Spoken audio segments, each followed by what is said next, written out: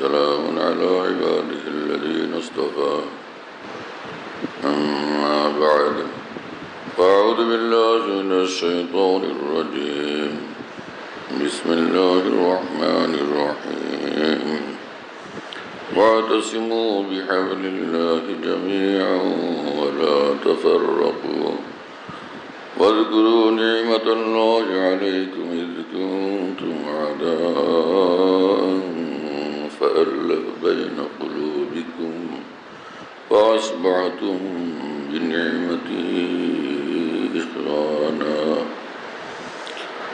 وكنتم على شفا حفرة من النار فأنقذكم منها صدق الله مولانا العظيم আল্লাহ পাক জাল্লা জালালুহু আম্মা নওয়ালুহু আমাদের সকলকে মাফ করেন, সকল মুসলমানকে মাফ করেন, আল্লাহর মোহাব্বত মারিফত দান করেন, বন্দেগীওয়ালা জিন্দগি দান করেন, আল্লাহকে খুশি করার জন্য বেচাইনি ব্যাকুলতা দান করেন এবং দিন শরীয়ত ইসলামের বাইরের সব কিছু থেকে আল্লাহ আমাদেরকে হেফাজত করেন, সমস্ত মুসলমানকে হেফাজত করেন।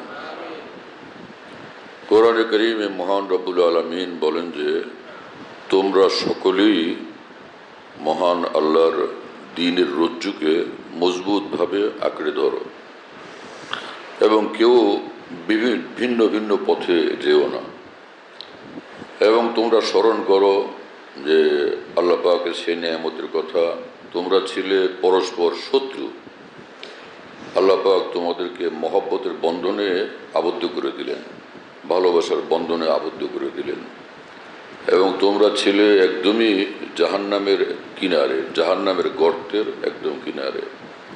আল্লাহ পাক সেই জাহান্নাম থেকেও তোমাদেরকে মুক্ত করলেন। তো এই কথাগুলো, এই সম্বোধন, এই কথা সর্বপ্রথম কার উদ্দেশ্যে? প্রথম হলো রাসূলুল্লাহ সাল্লাল্লাহু আলাইহি ওয়াসাল্লামের সাহাবাদের উদ্দেশ্যে। তোমরা ছিলে জাহান্নামের একদম গর্তের কিনারে, মরবে আর জাহান্নামে পড়বে। সেখান থেকে আল্লাহ পাক ঈমান দিয়ে, ইসলাম দিয়ে তোমাদেরকে রক্ষা করলেন, উদ্ধার করলেন। সুবহানাল্লাহ বিহামদিহি। এবং তোমরা ছিলে পরস্পরের শত্রু, সব সময় যুদ্ধ বিগ্রহ, মারামারি, কাটাকাটি, হানাহানি এইসব ছিল। ঈমান এবং ইসলামের বরকতে, দ্বীনের বরকতে তোমরা আপোষে ভাই ভাই হয়ে গেছে। সুবহানাল্লাহ তাআলা বিহামদিহি। এই আয়াতে পাক থেকে প্রমাণিত হয় যে মানুষের মধ্যে সত্যিকার দ্বীন, ঈমান, ইসলাম যদি জিন্দা হয় তো মানুষ একজন আরেকজনের প্রতি শ্রদ্ধাশীল হয়, মহব্বতওয়ালা হয়, সম্প্রীতিশীল হয়, একজন আরেকজনের প্রতি কল্যাণকামী হয়, একজন আরেকজনের প্রতি দরদী হয়, একজন আরেকজনকে ক্ষতি করা থেকে বিরত থাকে, একজন আরেকজনের প্রতি হিংসা বিদ্বেষ করা থেকে বিরত থাকে। হিংসা বিদ্বেষ তো শত্রুতারই একটা অংশ, এবং শত্রুতার চরিত্র হিংসা বিদ্বেষ। কিন্তু যার মধ্যে ঈমান আসবে সে হিংসা বিদ্বেষ থেকেও মুক্ত থাকবে এবং আরেকজনের অকল্যাণকামিতা থেকে বিরত থাকবে, ক্ষতি করা থেকে বিরত থাকবে, আরেকজনকে অপমান করার থেকে সে বিরত থাকবে। ঈমানের নূর তাকে এই অন্যায়গুলো থেকে বিরত রাখবে, ঈমানের আলো তাকে এই অন্যায়গুলো থেকে বিরত থাকবে। ঈমান এমন এক জিনিস। সুবহানাল্লাহ তাআলা বিহামদিহি। আল্লাহ পাক জাল্লা জালালুহু আম্মা নওয়ালুহু আমাদেরকে এইরকম ঈমান নসিব করেন। ঈমান যখন থাকে ভিতরে, ইসলাম যখন থাকে, দ্বীন যখন থাকে, তো আল্লাহ পাকের রহমতের ছায়া তার উপরে থাকে, নূরের মধ্যে সে বসবাস করে, অন্ধকারকে সে ঘৃণা করে, অন্ধকার দেখলে সে অতিষ্ঠ হয়, বিরক্ত হয়, কষ্ট পায়, সেখান থেকে দূরে সরে, না নিজে অন্ধকারে থাকতে রাজি, না কাউকে অন্ধকারে রাখতে রাজি। যে রাসূলুল্লাহ সাল্লাল্লাহু আলাইহি ওয়াসাল্লাম বলছেন যে তোমরা যদি দেখো আল্লাহর পছন্দের খেলাফ কোনো কিছু, আল্লাহর রসুলের পছন্দের খেলাফ কিছু, তো তোমরা সে অন্যায় কাজগুলোকে তোমাদের খোদা প্রদত্ত শরীয়ত সম্মত শক্তি দ্বারা প্রতিহত করবে। যদি এমনটা ক্ষমতা না থাকে তাহলে অন্তত মুখে বলবে, মুখে বলার মতো পরিস্থিতিও যদি না থাকে তাহলে অন্তর থেকে ঘৃণা করবে। এবং বিকল্প কি পথ অবলম্বন করা যায় আল্লাহ রসুলের পছন্দের খেলাফ কাজগুলোকে প্রতিহত করার জন্য সেটা তোমরা ভাববে, চিন্তা ফিকির করবে। ঈমানওয়ালা মানুষ যে হয় সে হিংসা প্রবণ হয় না, শত্রুতা প্রবণ হয় না, আরেকজনের প্রতি অকল্যাণকামী হয় না, কল্যাণকামিতাই হয় তার চরিত্র। এই কোরআন সুন্নাহর এই আয়াত এবং এই শিক্ষার আলোকে আমরা চিন্তা করি যে আমার মধ্যে সেই দিন, সেই ঈমান, সেই ইসলাম আছে কিনা, আমি সকলের এরকম কল্যাণকামী কিনা, সকলের জন্য আমার অন্তর এভাবে কাঁদে কিনা, এতটা দরদ মায়া মহব্বত আমার মধ্যে আছে কিনা। বুখারী শরীফে হাদিস আছে, রসুল আকরম সাল্লাল্লাহু আলাইহি ওয়াসাল্লাম বলেন, আদ-দীনু আন-নাসিহা, দিন হচ্ছে যে কল্যাণকামিতা, দিন হচ্ছে কল্যাণকামিতা। যে দিন যার মধ্যে আসবে তার অন্তরটা কল্যাণকামিতা পরিপূর্ণ হয়ে যাবে। মানুষ দেখতে থাকবে এই লোক সকলের কল্যাণকামী এবং পরোপকারী, সে সকলের কল্যাণ চায়, কারো ক্ষতি চায় না, কারো অকল্যাণ চায় না, কারো অপমান চায় না, কারো লাঞ্ছনা চায় না, কারো পতন চায় না। আর দিন আন-নাসিহা, দিন হলো সে একদমই পরিপূর্ণ কল্যাণকামিতা। আন-নাসিহা, দিন হলো পরিপূর্ণ কল্যাণকামিতা, দিনওয়ালা পরিপূর্ণ কল্যাণকামী মানুষ। লিল্লাহি ওয়া লিরাসূলিহি ওয়া লিআইম্মাতিল মুসলিমিনা ওয়া আম্মাতিহিম আও কামা ক্বাল সাল্লাল্লাহু আলাইহি ওয়াসাল্লাম। দিন যার মধ্যে আসবে সে আল্লাহ রসুলের একান্ত ঘনিষ্ঠজন হবে, আল্লাহ রসুলের খুশির জন্য তার মধ্যে বেচাইনি ব্যাকুলতা পয়দা হবে, আল্লাহ রসুলের পক্ষে থাকবে সবসময়, সে আল্লাহ রসুলের বিপরীতে সে কখনো থাকবে না, সব সময় আল্লাহর পক্ষে, আল্লাহ রসুলের পক্ষে। আল্লাহ যা বলেন সেদিকে ছুটবে, আল্লাহ রসুল যা বলেন সেদিকে ছুটবে, সেখানেই নিজের সমস্ত কল্যাণ এবং মঙ্গল সে নিহিত আছে বলে বিশ্বাস করবে। এই হলো এক মুসলমানের চরিত্র এবং তার অন্তরের রং। আদ-দীন আন-নাসিহা লিল্লাহি ওয়া লিরাসূলিহি ওয়া লিল মুমিনিনা ওয়া লিআইম্মাতিল মুসলিমিন, এবং মুসলিম ইসলামী মুসলিম রাষ্ট্রের শাসকবর্গ যারা, না রাষ্ট্রপ্রধান যারা, তাদের কল্যাণকামিতা, এটাও এক মুসলমানের মধ্যে থাকবে।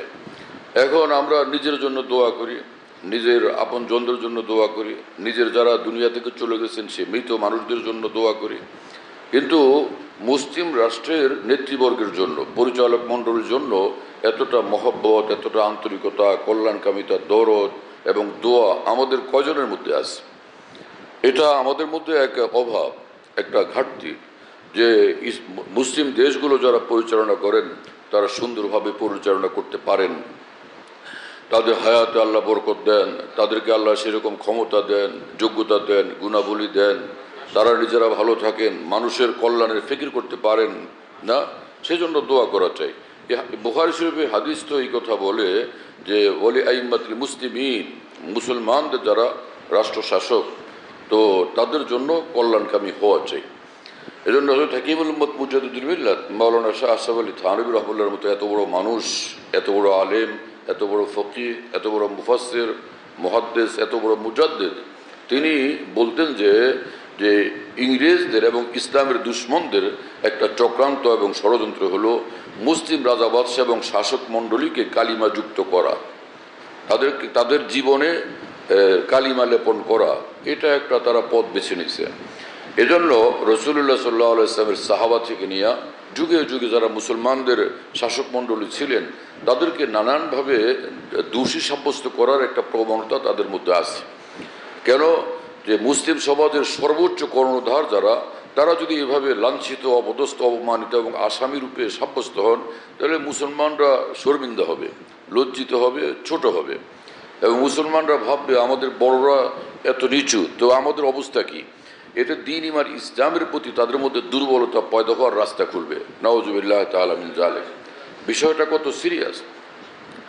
যেমন বাদশাহ আলমগীর রহমতুল্লাহ আলাইহি, তিনি একজন বড় আলেমে দ্বীন ছিলেন এবং বহুত বড় বুজুর্গ ছিলেন, বড় মুত্তাকি পরেজগার ছিলেন, শরীফ পর্দাওয়ালা ছিলেন, এবং সকল গুণে গুণান্বিত ছিলেন। কিন্তু বাদশাহ আলমগীরকেও ইসলামের শত্রুরা ছাড়ে নাই, তার জীবনের উপরে নানানভাবে কালিমা লেপনের তারা চেষ্টা করে গেছে। এই ঘটনা থেকে হাকিমুল উম্মত থানভী এই কথাগুলো বলছিলেন। তো বললেন কোত্থেকে? বলছেন তো এই হাদিসে পাক থেকে ওয়ালি আইম্মাতুল মুসলিমিন, মুসলিম রাষ্ট্র শাসক যারা, তাদের প্রতি কল্যাণকামী হওয়া চাই। কিন্তু দুনিয়ার যে প্রচলিত গণতন্ত্র, এর মধ্যে দেখা যায় যে একটা থাকবে সরকারি দল, একটা থাকবে বিরোধী দল। আর বিরোধী দলগুলোর জন্য কাজই হবে এই দিনরাত সরকারি দলের বিরুদ্ধে বলা, আর সরকারি দলের কাজই হবে এই খালি দিনরাত খালি বিরোধী দলের বিরুদ্ধে বলতে থাকা। এটা একজন মুসলমানের চরিত্র হইতে পারেই না, কখনো এটা মুসলমানের চরিত্র হইতে পারে। হাদিসে পাক তো রাসূলুল্লাহ সাল্লাল্লাহু আলাইহি ওয়াসাল্লাম শিক্ষা দিয়েছেন, সকল মুসলমানের কর্তব্য সকল মুসলমানের জন্য কল্যাণকামী হওয়া। তো এটা কল্যাণকামিতার অংশ তো না। একজনকে অপদস্থ করা, একজনকে লাঞ্ছিত করতে থাকা, একজনকে ছোট করতে থাকার এই মানসিকতা, এই প্রবণতা, এটা কল্যাণকামিতার অংশ হইতে পারে না। হ্যাঁ, যে ভুলগুলো আছে সে ভুলগুলোকে ধরায় দেওয়া চাই। যাদের দায়িত্ব ভুল ধরায় দেওয়া, তারা ভুলগুলো ধরায় দেবেন যাতে সে ভুলগুলো সংশোধনের সুযোগ হয়। আর সত্যিকার ভুল হলে সেগুলোকে মানা চাই এবং সেই ভুলগুলো সংশোধনের উদ্যোগ গ্রহণ করা চাই এবং তার প্রতি কৃতজ্ঞতা জ্ঞাপন করা চাই যে আমাদের এই কাজের মধ্যে, আমাদের এই দায়িত্ব পালনের ক্ষেত্রে আপনাদের পক্ষ থেকে সহযোগিতার জন্য আমরা শুকরিয়া জ্ঞাপন করছি যে আপনারা আমাদেরকে ভালো পরামর্শ দিয়েছেন। এইভাবে যদি হয় তাহলে কত সুন্দর হয় এবং সত্যি সমাজ এবং দেশ তাহলে কতটা উপকৃত হবে। আল্লাহ পাক জাল্লা জালালুহু আম্মা ওয়ালুহু মুসলিম জাহানের যারা শাসক মণ্ডলী এবং মুসলিম জাহানের কর্ণধার এবং নেতৃবর্গ, আল্লাহ তাদেরকে সেই তৌফিক দান করেন, সেই উন্নত এবং সুন্দর চরিত্র, সুন্দর চিন্তা আল্লাহ পাক সকলকে নসিব করেন। ও আম্মাতিহিম, এবং সাধারণ মুসলমান, আম্মাতিহিম মানে সাধারণ মুসলমান, সকল মুসলমানের জন্য কল্যাণকামী হওয়া চাই। আল্লাহ সকলকে ভালো করেন, সকলকে সম্মান দেন, সকলকে রিজিক দেন, সকলকে বরকত দেন, হ্যাঁ না? এক ভাই যদি সুখে থাকে আর এক ভাই কষ্টে থাকে, ওই ভাই তো সুখী হওয়ার কথা না, সে কষ্ট পাবে যে আমার ভাই সুখী না। সে সহযোগিতা করার চেষ্টা করবে, না পারুক তো তার জন্য দোয়া করবে, তাই না? না পারুক কমপক্ষে তার জন্য দোয়া করবে। তো আমাদের দেশের মধ্যে, আমাদের সমাজের মধ্যে, আমাদের মুসলিম জাহানের মধ্যে, সারা পৃথিবীর মধ্যে যেখানে মুসলমান আছে, মুসলমানের জন্য হৃদয়টা কাঁদা চাই, হৃদয় কাঁদতে থাকা চাই। আল্লাহ তাআলা আমাদেরকে সেরকম হৃদয় দান করেন। কোরআনে কারিমের শিক্ষা বিস্ময় করো। কোরআন ছোট্ট একটা কথা বলে, কিন্তু সেটা মহাসাগরের চেয়েও বড়। কোরআনের এক একটা কথা এত বড়, এত বড়। এজন্য উলামায়ে দ্বীন যারা, তাদের কর্তব্য যে কোরআনে কারিম শুধু তেলাওয়াত করাই না, কোরআনে পাকের আকাবির দ্বীনের যে তর্জমা সেগুলো পড়া, আকাবির তাফসীর যেগুলো সেগুলো পড়া। তখন কোরআনের মর্ম বুঝে আসবে কোরআন কি জিনিস। আল্লাহু আকবার, সুবহানাল্লাহ। কোরআনে কারিমের মধ্যে আল্লাহ পাক জাল্লা জালালুহু আম্মা ওয়ালুহু বিভিন্ন জাতি, গোষ্ঠী, গোত্র এবং বিভিন্ন ব্যক্তিরও নানান ঘটনাবলী আল্লাহ পাক বয়ান করছেন। বিভিন্ন জনের ঘটনা বয়ান করছেন, কখনো আবু লাহাবের ঘটনা, কখনো কারুনের ঘটনা, কখনো ফেরাউনের ঘটনা। তো আল্লাহর যারা শত্রু, দ্বীনের যারা শত্রু, তাদের কথা আল্লাহ পাক আলোচনা করছেন এইভাবে যে দেখো তাদের এই দূষিত চরিত্রগুলো এই ছিল, এর কারণে তাদের এই ভোগান্তি এবং পরিণতি আসছে যে তোমরা সেই পথে যাবে না। আর আল্লাহ পাকের প্রিয় বন্দা যারা ছিলেন, আল্লাহ পাক তাদের কথা আলোচনা করেন, তাদের ঘটনা বলিয়ে বলেন, দেখো আমার ইব্রাহিম এমন ছিলেন, এরকম ত্যাগ তিতিক্ষা তার জীবনে ছিল। আমার ইসমাইল এরকম ছিলেন, আমার ইসহাক এরকম ছিলেন আলাইহিসসালাতু ওয়াসসালাম। হ্যাঁ, সুবহানাল্লাহ তাআলা বিহামদিহি। আল্লাহ পাকের প্রিয় বান্দাদের কথা আল্লাহ পাক পবিত্র কোরআনে বর্ণনা করছেন। এবং নবী রসুলদেরও চরিত্র ছিল, নবী রসুলগণ যখন দ্বীনের দিকে ডাকতেন, ঈমানের দিকে ডাকতেন, তাওহীদের দিকে ডাকতেন, তখন তারা নিজের যে পূর্বসূরি, নিজের যারা পূর্বসূরি সালাফে সালেহীন, তাদের কথা আলোচনা করতেন। তারা ঈমানওয়ালা ছিলেন, তারা তাওহীদওয়ালা ছিলেন, দ্বীনওয়ালা ছিলেন, উন্নত আদর্শ চরিত্রের অধিকারী ছিলেন। তাদের মধ্যে শিরক ছিল না, কুফর ছিল না, নাফরমানের কোনো তিলমাত্র ছিল না, নাফরমানের কোনো অংশ, কোনো গন্ধ তাদের জীবনে ছিল না। তো তাদের অন্তরাত্মা এমন পবিত্র ছিল, তাদের চরিত্র এমন পবিত্র ছিল, তাদের জীবন এমনটা পবিত্র ছিল, আমি তাদেরই অনুসারী। হ্যাঁ, আজীব শান ছিল এই সকল আকাবির দ্বীনের আইম্মা কেরাম, আম্বিয়া কেরাম আলাইহিসসালাতু ওয়াসসালাম এবং তাদের যারা সাচ্চা অনুসারী, ওই সকল আকাবির দ্বীনের মধ্যে এইরকম চরিত্র ছিল। হযরত ইউসুফ আলাইহিস সালাম, তিনি যখন জেলখানায় ছিলেন, ইউসুফ আলাইহিস সালামকে ষড়যন্ত্র করে যখন জেলে নিক্ষিপ্ত করা হলো, ওই সময় হযরত ইউসুফ আলাইহিস সালাম এর নিকট কয়েকজন স্বপ্নের ব্যাখ্যা চাইতে আসছেন। তিনি তাদেরকে বললেন যে আমি অতি শীঘ্রই অল্প সময়ের মধ্যে তোমাদেরকে আমি স্বপ্নের ব্যাখ্যা দিচ্ছি, এই প্রসঙ্গে এই মাঝখানে একটু কথা বলি। সেই কথার মধ্যে এই কথা বললেন যে আমি এমন সমাজকে দেখে আসলাম যারা আল্লাহকে মানে না, আল্লাহর সঙ্গে কাউকে শরিক করে, তাই না, আল্লাহর সঙ্গে শরিক করে, এবং এমন সব জিনিস যেগুলো আল্লাহর সঙ্গে শরিক করা উচিত না তাদেরকে বিনা সনদে বিনা দলিলে আল্লাহর সঙ্গে শরিক করতে থাকে। আমি তাদের এই আদর্শ পরিত্যাগ করে আসছি। আমি আমার পিতা হজরত ইব্রাহিম আলাইহিস সালাম, আমার পূর্বসূরি, আমার মুরব্বিয়ানে কারাম হজরত ইসহাক আলাইহিস সালাম, হজরত ইসমাইল আলাইহিস সালাম, হজরত ইয়াকুব আলাইহিস সালাম নিজের পিতা এই কথাটা উল্লেখ করেন না। আমি তাদের অনুসারী। তো যে সকল মানুষরা বলেন যে আকাবের দ্বীনের সূত্র আপনারা কোত্থেকে উল্লেখ করেন, কোরআন তো আকাবের দ্বীনের কথা, ইমানের ক্ষেত্রে, দ্বীনের ক্ষেত্রে, ইসলামের ক্ষেত্রে যারা আকাবের দ্বীন তাদের জীবন আদর্শকে পেশ করার এরকম শিক্ষা দিয়ে দিছে কোরআনে পাক। অন্ধের মতো কোরআনে পাক বললে তো আমরা ভুল করব, হ্যাঁ, হেদায়েতের পথ পাবো না। তো হজরত ইউসুফ আলাইহিস সালামের ঘটনা কোরআনে পাকে এতটা সবিস্তার বর্ণনা হয়েছে যে এমনটা আর কারো ঘটনা বর্ণনা হয়নি, সবিস্তার বর্ণনা। কিন্তু ঘটনা ওখানে পড়তে থাকলে মনে হয় ঘটনা, কিন্তু প্রতিটি ঘটনার ফাঁকে ফাঁকে অনেক গভীর শিক্ষা, অনেক গভীর শিক্ষা। যে যেমন হজরত ইউসুফ আলাইহিস সালাম একদমই শিশু ছিলেন, ভাইয়েরা ষড়যন্ত্র করে তাকে কুয়ার মধ্যে নিক্ষেপ করলেন, ভাইয়েরা ষড়যন্ত্র করে কুয়ার মধ্যে নিক্ষেপ করলেন। তো এখানে তো একদম শেষ হয়ে যাওয়ার কথা, কিন্তু তার হজরত ইউসুফ আলাইহিস সালামের মহান আল্লাহর উপর আস্থা ছিল, আল্লাহর উপর ভরসা ছিল, ছোট হওয়া সত্ত্বেও আল্লাহর উপর তার বিশ্বাস ছিল। এবং তার বাবা যিনি হজরত ইয়াকুব আলাইহিস সালাম, আল্লাহ পাকের খাস নবী, তার দোয়া ছিল। তো যে আল্লাহর উপর তাওয়াক্কুল করে, আল্লাহর উপর ভরসা করে এবং বড়দের দোয়া পায়, তাকে আল্লাহ পাক কীভাবে সাহায্য করেন আল্লাহ পাক দেখাইলেন।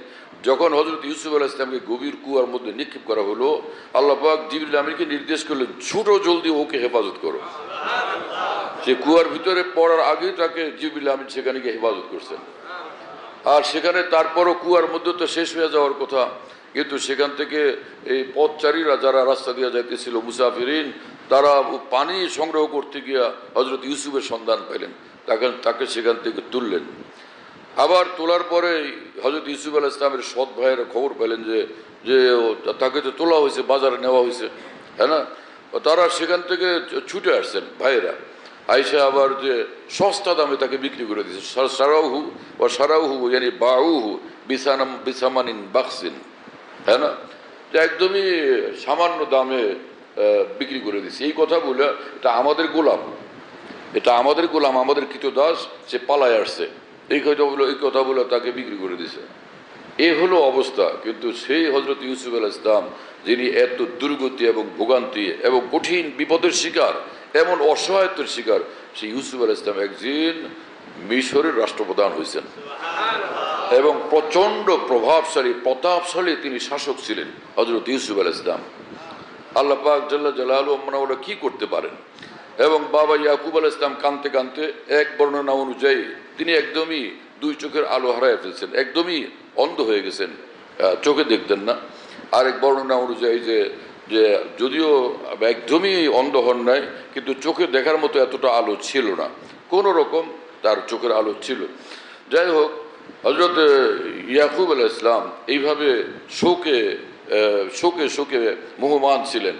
কিন্তু আল্লাহ পাক জাল্লা জালালুহু ওয়া সে একসময় সে ভাইদেরকে ইউসুফ আলাইহিস সালামের কাছে মোহতাজ মুকাবিকি বানায় দিয়েছেন, তার নিকট থেকে সাহায্য প্রার্থনার জন্য আসছেন। ইউসুফ আলাইহিস সালাম ভাইদেরকে চেনার পরও তাদেরকে সাহায্য থেকে বঞ্চিত করেন নাই।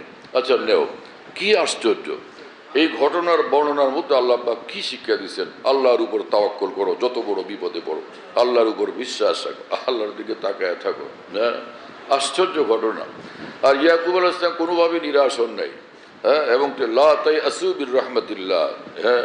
আর হযরত ইয়াকুব আলাইহিস সালাম বলছেন যে তোমরা আল্লাহর রহমত থেকে নিরাশ হও না, ইন্নাহু লা ইয়াসু মির রাহিল্লাহি ইল্লাল কওমুল কাফিরুন। আল্লাহর রহমত থেকে নিরাশ তো হয় শুধু কাফেররা, কোনো মুসলমান আল্লাহর রহমত থেকে কোশ্চিনকালও নিরাশ হইতে পারে না, আশা থাকা চাই। এমনি এটার ব্যাখ্যা হলো এই যে মূলত মুসলমানের ঈমান আকীদার দিক থেকে মুসলমান কখনো আল্লাহর রহমত থেকে নিরাশ হবে না, কিন্তু কোনো বিষয়ের ক্ষেত্রে বাহ্যিকভাবে যে আসবাব উপকরণগুলো থাকা উচিত এই কাজে সফল হওয়ার জন্য, জয়ী হওয়ার জন্য, সেই আসবাব উপকরণগুলো যথাযথ পরিমাণে না থাকার কারণে যদি মনে করা হয় যে মনে হয় ভালো একটা ফল আসবে না, এই কারণে সে বাহ্যিকভাবে নিরাশ হয়, এটা কিন্তু কাফের হওয়ার কারণ হবে না, এটা কাফের হওয়ার কারণ হবে না। কিন্তু যদি আল্লাহর রহমত থেকে নিরাশ হয়ে যায়, সে কাফের হয়ে যাবে। এতটা আল্লাহর রহমতের প্রতি মোতাবজ্জে থাকা চাই। নজর, মুসলমানের অবস্থা যত খারাপ হোক, যত নিচু হোক, যত বিপন্ন হোক, মুসলমান আল্লাহর রহমতের দিকে মোতাবজ্জে থাকবে। হযরত ইউনূস আলাইহিস সালামের ঘটনা আল্লাহ পাক বয়ান করছেন কোরআন শরীফের মধ্যে, যে নৌকার ভিতর থেকে তাকে ফেলে দেওয়া হলো, অথবা তিনি ঝাঁপ দিয়ে নৌকা থেকে পড়ে গেলেন, তাই না, দরিয়ার মধ্যে পড়ে গেলেন এবং মাছের পেটে চলে গেলেন। রাতের অন্ধকার, পানির অন্ধকার, আবার সে মাছের পেটের ভিতরে অন্ধকার, এত সব অন্ধকারের মধ্যে মহান রব্বুল আলামিন হযরত ইউনূস আলাইহিস সালামকে হেফাজত করলেন এবং আল্লাহ পাকের নির্দেশে সে মাছ তার ভিতর থেকে ইউনূস আলাইহিস সালামকে বের করে দিল দরিয়ার কূলে গিয়া। তো সেখানে তো প্রচণ্ড রোদ উঠে, তো উপায় কি, আল্লাহ পাক সেখানে গাছ পয়দা করছেন। কি গাছ সেখানে? কেউ বলে লাউ গাছ, যে অনেক বেশি ছায়াওয়ালা, সে ছায়া পয়দা হয়েছে। ছায়ার মধ্যে থাকলে কি খাওয়া দাওয়া লাগবে না? আল্লাহর তরফ থেকে সব কিছুর ব্যবস্থা হয়ে গেছে। কি বিস্ময়কর ঘটনা বলে কোরআনে পাক আল্লাহ পাক বয়ান করছেন। সুবহানাল্লাহ তাআলা বিহামদি। আল্লাহ তাআলা আমাদেরকে বুঝ দান করেন। আদ-দীনু আন-নাসিহা, দিন হচ্ছে যে সকলের প্রতি কল্যাণকামিতা। কল্যাণকামিতা যার মধ্যে পয়দা হয়, তার মধ্যে উন্নত চরিত্র, উন্নত গুণাবলী থাকে, অনেক বড় উচ্চ গুণাবলী তার মধ্যে থাকে। একজন মুসলমানের হওয়া উচিত সহনশীল, সহিষ্ণুতার গুণ তার মধ্যে থাকতে হবে, ধৈর্য এবং সহিষ্ণুতা তার মধ্যে। একজন মুসলমানের মধ্যে বড় জিনিস হবে ঈমান থাকবে, এলেম থাকবে। এলেম কি জিনিস? আমার আল্লাহ কি চান, কি পছন্দ করেন, কোনটা অপছন্দ করেন, সেগুলোকে জানা। আমার আল্লাহর পছন্দের কাজগুলো আমি জানবো, এটা এলম। আমার আল্লাহর অপছন্দের রাস্তাগুলো আমি জানবো এবং তার থেকে বিরত থাকার ফিকির করব, এটা এলম। তো পছন্দের কাজগুলো জানার পরে সেগুলো আমি করব, এটা আমল। অপছন্দের রাস্তাগুলো থেকে আমি বিরত থাকবো, এটা আমল, এটা নেক আমল। আর ঈমানের সাথে নেক আমল যার থাকবে তার জন্য জান্নাতুল ফিরদাউস ফাইনাল।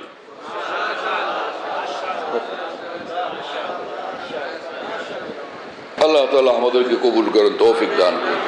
ওই আয়াতে পাক আল্লাহ পাক বলছেন, আমার দ্বীনের রজ্জুকে মজবুতভাবে সকলে আঁকড়ে ধরো, সকলে।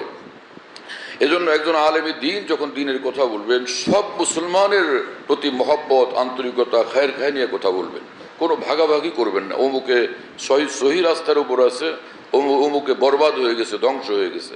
সকলেরই কল্যাণকামিতা অন্তর নিয়ে আমাদেরকে কথা বলতে হবে। বাকি হলো হেদায়েত। হেদায়েত মহান আল্লাহর হাতে। হেদায়েত আল্লাহ পাক নবী রসুলদের হাতেও রাখেন নাই। নবী রসুলদেরকে দায়িত্ব দিয়েছেন আল্লাহ পাকের কথাগুলো পৌঁছানোর জন্য। রসুল মানে আল্লাহর পক্ষ থেকে তিনি প্রেরিত, আল্লাহর পক্ষ থেকে তিনি দূত, আল্লাহর পক্ষ থেকে তিনি আসছেন আল্লাহ পাকের পয়গাম পৌঁছানোর জন্য। রসুল মানে বার্তাবাহক। মহান আল্লাহর বার্তাসমূহ মানুষের কাছে পৌঁছে দেওয়া নবী রসুলদের দায়িত্ব ছিল এবং এটা বহুত বড় দায়িত্ব।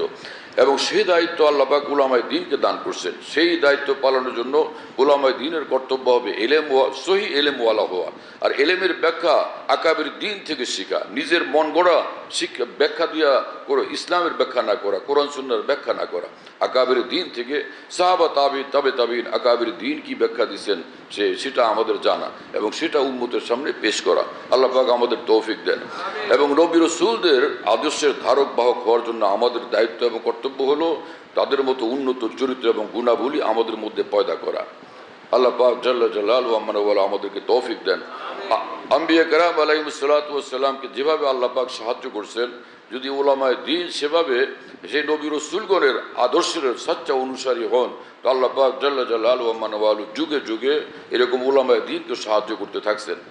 আকবর সে রাষ্ট্রচালক ছিল, প্রতাপশালী বাদশাহ ছিলেন আকবর, কিন্তু তিনি দ্বীন ইলাহি নামে একটা মিক্সড ধর্ম তৈরি করছিলেন।